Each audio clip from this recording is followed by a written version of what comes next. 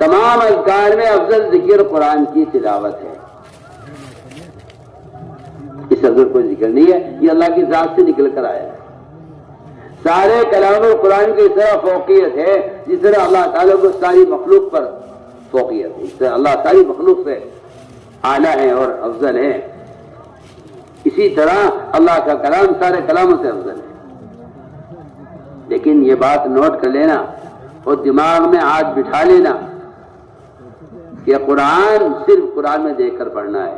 ہمارے ہاں موبائل میں قرآن کے پڑھنے رکھنے کی قطعاً کوئی گنجائش نہیں ہے۔ یہ قرآن کی توہین ہے، قرآن کی بے حرمتی ہے، قرآن کی بے ادبی ہے، قرآن کی تعظیم کے خدا کی قسم قطعاً خلاف ہے۔ ہمارے اس کی قدر کوئی گنجائش نہیں۔ سوچیے بجائے اس کے کہ آپ جائے ناجائز کی بحث میں پڑھیں، آپ اپنے دل سے پوچھیے، صاف حدیث ہے، اپنے دل سے فتویٰ لے، چاہے باہر تو مفتی کو فتویٰ دیتے ہو، اپنے دل سے فتویٰ لے۔ کیا خیال ہے آپ نے ماں باپ کی تصویر لگا سکتے ہیں قرآن میں؟ ماں باپ کی تصویر قرآن میں لگا سکتے ہیں؟ خدا نہ کرے نعوذ باللہ، ماں باپ کی تصویر سوچیے آپ، ماں باپ کی تصویر قرآن میں لگا سکتے ہو؟ اور ادھر دیکھو نا میں کیا کہہ رہا، لگا سکتے ہیں؟ کوئی دکھا دے مجھے قرآن دنیا میں کہ جی فلاں آدمی نے اپنے ماں باپ کی تصویر، باپ کا ادب میں احترام میں ایک ادھر کے جو ہے جن پر ماں باپ کی تصویر، ادھر ماں کی تصویر قرآن میں لگا رکھی ہوگی؟ نہیں، آپ اس کو گناہ کہیں گے۔ اور سینکڑوں ننگی تصویروں میں، گندی فلموں میں آپ قرآن رکھے ہوئے، اس کا آپ کو کوئی ہوش نہیں ہے، اس میں کیا ہے؟ سوچیے مجھے سر موبائل دکھا ہے، میں کوئی خیری باتیں نہیں کرتا، مجھے موبائل دکھ رہا ہے، آدھے موبائل پر سورہ فاتحہ تھی، آدھے موبائل پر ایک ننگی تصویر لڑکی کی، کہ جی دیکھ لیجیے یہ حالت ہے۔ اور یہ کوئی چھپی بات نہیں ہے، میں آپ سے کہہ رہا ہوں، میں کوئی جھوٹی بول رہا ہوں۔ سوچیے آپ جانتے ہیں، موبائل استعمال کرنے والے جانتے ہیں کہ ہر چیز میں آتی رہے گی، اسے دکھلایا مجھے، جی دیکھو یہ آدھے اسکرین پر سورہ فاتحہ ہے، آدھی اسکرین پر آگے ایک ننگی لڑکی کی تصویر آ رہی ہے۔ بتائیے آپ کہتے کوئی حرج نہیں، آپ کہتے اس سے مت روکو، جی مجھے آپ کی رائے پر مجھے حیرت ہے، آپ کے اجتہاد پر مجھے تعجب ہے۔ سوچیے آپ، ذکر تبتل چاہتا ہے جائز چیزوں سے، بیوی کو، بچوں کو، ماں باپ کو، سب کو چھوڑ کر آج جب ذکر کریں اللہ کے ساتھ تنہا ہو جائیں۔ بتائیے آپ، جب جائز چیزوں سے ذکر تبتل کا حکم دے رہا ہے تو بتائیے تو صحیح، ان اعلیٰ تلاوت العلم سے قرآن کی تلاوت کا کیا جوڑ ہے؟ میری عقل حیران ہے، کوئی مجھے سمجھا دے۔ سوچیے، ذکر جائز چیزوں سے تبتل کا حکم دے رہا ہے کہ پوری طرح کٹ جاؤ جائز چیزوں سے بھی۔ ایک سامنے مسئلہ معلوم کیا کہ جی وہ میں قرآن کی تلاوت کر رہا ہوں، کیا اس کے درمیان چائے پی سکتا ہوں؟ ایک گھونٹ چائے کا لے لوں، قرآن پڑھتے پڑھتے درمیان میں ایک گھونٹ چائے کا لے لوں؟ کسی نے سوال کیا، استفتاء کیا مفتی صاحب سے، انہوں نے کہا کہ نہیں، قرآن تو اللہ کی طرف متوجہ ہو کر اور سارے کام چھوڑ کر قرآن پڑھا جائے۔ سوچیے آپ ہاتھ موبائل لے کے بیٹھے ہیں، مسجد میں قرآن پڑھ رہے ہیں، دیکھنے والے کہہ رہے دیکھو مولوی صاحب کو دیکھو قرآن، مسجد موبائل سے کھیل رہے، تو اگر ہم کر رہے تھے کیا حال ہے جی؟ آپ کے ہاتھ میں قرآن ہوتا تو سارے بس میں دیکھنے والوں کو، ٹرین میں دیکھنے والوں کو، مسجد میں دیکھنے والوں کو آپ کے ہاتھ میں قرآن کا ہونا سب کے لیے قرآن کی عملی دعوت بنتا۔ آپ کہتے ہیں موبائل آپ قرآن پڑھ رہے ہیں، آپ موبائل کی دعوت دے رہے ہیں، قرآن کی دعوت نہیں دے رہے۔ میں تو آپ سے بالکل بے تکلف کہہ رہا ہوں، یہ بھی سوچیے آپ،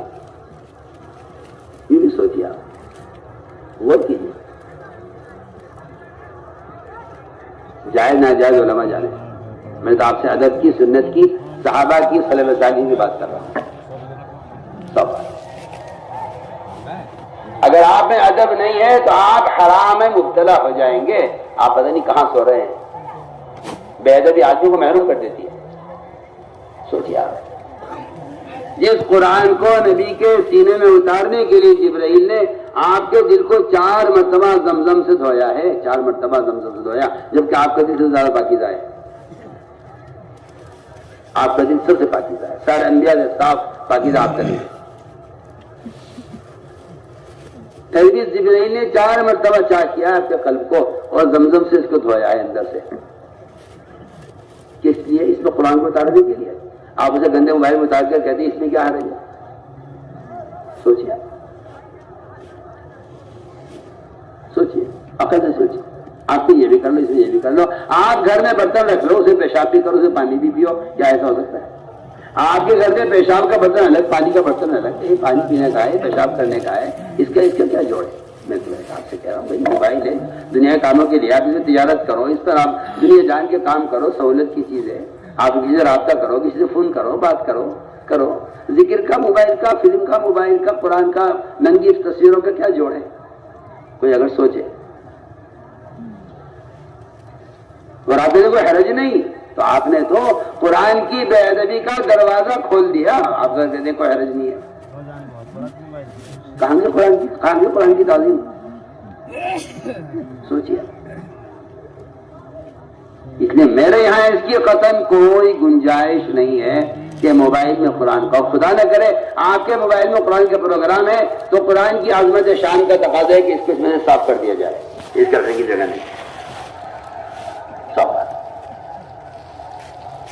ہمارے اس کی قطعاً کوئی گنجائش نہیں، ہماری جماعتوں کو میں خاص طور پہ کہہ رہا ہوں، ہمارا قدر اس کی کوئی گنجائش نہیں ہے، ہمارے یہاں کوئی گنجائش نہیں ہے۔ سوچیے، آپ عقل سے سوچیے نا، آپ کا دل کیا کہتا ہے؟ اپنے دل سے پوچھیے، آپ کا دل کیا کہتا ہے؟ میں تو مثال دے چکا ہوں، اپنے والدین کی تصویر آپ قرآن میں لگانا اچھا نہیں سمجھتے تو سینکڑوں ننگی فلموں میں قرآن کیسے آپ کو اچھا لگتا ہے؟ آپ خود ہی بتائیے، کیوں؟ کیا ضرورت پیش آئی؟ کل تک موبائل نہیں تھا، کسی نے سوچا کہ موبائل ہوتا اس میں قرآن ہوتا؟ پہلے ہاتھ میں قرآن ہوتا تھا، دیکھنے والا آپ کے ہاتھ میں قرآن دیکھ کر خود بھی ارادہ کر لیا کرتا تھا کہ چلو میں بھی تلاوت کر لیتا ہوں۔ جی ہاں، آپ شراب کی بوتل میں زمزم پیئیں اور کہ میرا جانا میرا اللہ جانے میں کیا کر رہا ہوں، نہیں، وہ تو دیکھنے والے جانیں گے کہ آپ شراب پی رہے ہیں۔ آپ لاکھ قسمیں کھائیے، آپ نے اپنے آپ کو خود شرابی ثابت کیا ہے، اگر آپ اس میں زمزم پی رہے تھے تو آپ جانے، آپ کا اللہ جانے۔ یہاں اللہ کے آپ میں جاننا کافی نہیں ہے، یہاں مخلوق کا جاننا بھی ضروری ہے کہ مخلوق آپ کو شرابی کہے تو آپ کو ناراضی ہونا چاہیے اور لوگوں کو یقین کر لینا چاہیے کہ ہاں یہ شرابی آدمی کے ہاتھ میں شراب کی بوتل تھی۔ سب بات ہے، میں آپ کو آسان مثال دے رہا ہوں۔ اس لیے میرے دوست ساتھیوں، اس کی کوئی ہمارے ماحول میں قطعاً کوئی گنجائش اس کی ہمارے یہاں نہیں ہے۔ سفر میں آپ ٹرین سفر میں قرآن ساتھ رکھیے، قرآن کھول کے دیکھ کر پڑھیے، کیا بات ہے؟ قرآن کا سفر میں ساتھ ہونا، خود اللہ کی مدد کا ساتھ ہونا۔ قادسیہ کی جنگ میں صحابہ کی مدد قرآن کی وجہ سے ہوئی ہے، پڑھیے آپ، صاحب نے حضرت صاحب نے نقل کیا ہے، میدان قتال میں اللہ نے قرآن کے ذریعے سے مدد کی ہے۔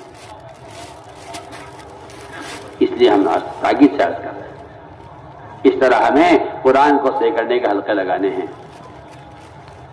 ایک ایک آیت، دو آیتیں رٹواؤ، یاد کراؤ۔ اب جو جماعت میں نکلے ہیں ایسے لوگ جنہیں قرآن پڑھنا نہیں آتا، آپ انہیں روزانہ دو آیتوں کا، ایک ایک آیت کا سبق دے دیں اور ان سے بار بار سنتے رہیں اور جب ہو جائے تو اگلے دن اگلی آیت کا سبق دیں۔ اس طرح ہمیں ایک ایک آیت ان عوام کو، دیہاتیوں کو جن کی زبان ٹیڑھی ہو گئی ہے اور حروف ادا نہیں ہوتے، آپ کوشش کریں اس بات کی، ہر جماعت میں ایک مولوی ایک قاری ہونا چاہیے جو ان کو مسائل بھی سکھلائے اور ان کو قرآن کی تعلیم بھی دے۔ حضور اکرم صلی اللہ علیہ وسلم اچھا قرآن پڑھنے والے کو جماعت کا امیر بنا دیا کرتے تھے، صرف اس لیے کہ ان کے ذمہ ہے کہ انہیں قرآن پڑھائیں، اللہ کے راستے میں نکل سکیں۔ اس طرح ہمیں قرآن سیکھنا ہے، قرآن سیکھنا فرض ہے کیونکہ نماز میں پڑھنا لازم ہے اور قرآن سیکھنا ہر ایک ذمہ فرض ہے جس سے نماز درست ہو جائے۔ اس طرح ہمیں مصنون دعاؤں کا بھی اہتمام کرنا ہے، مصنون دعاؤں کا بھی اہتمام کرنا ہے۔ مصنون دعاؤں نے قبولیت کے راستے دیکھے ہوئے ہیں، صبح شام کے تسبیحات کا اہتمام، ذکر کا اہتمام، تلاوت کا اہتمام اور اس طرح مصنون دعاؤں کا اہتمام اتنا اہتمام کریں اس کا کہ ہمیں دعاؤں کے ذریعے سے کامیابیاں نظر آنے لگیں۔